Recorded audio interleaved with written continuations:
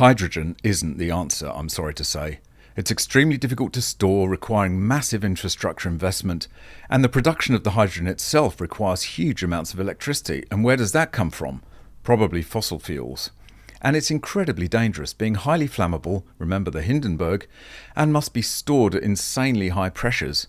Can you imagine a tank of that going up in an accident?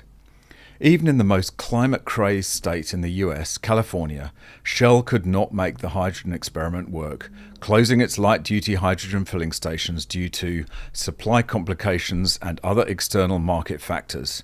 Code for "it's all too hard."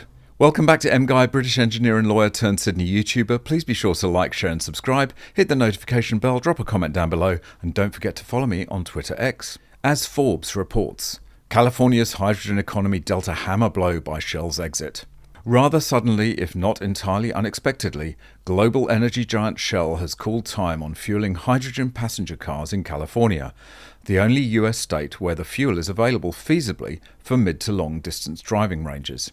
In a circular to customers last week, Andrew Beard, Vice President of Shell Hydrogen, said the company's fuel trading entity stateside, Equilon Enterprises, will no longer be operating hydrogen light-duty passenger fueling stations in California due to supply complications and other external market factors.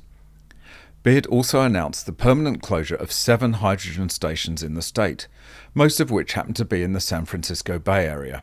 Given there are currently only 55 hydrogen passenger retail fuel stations statewide, Shell's decision effectively knocked 12% of fueling options offline for drivers of hydrogen fuel cell cars in California. Once again, we get to see the effects of top-down mandates driven by climate alarmism. No company would voluntarily move from petrol and diesel to hydrogen, given how much more difficult it is to deal with and how expensive the infrastructure is to build.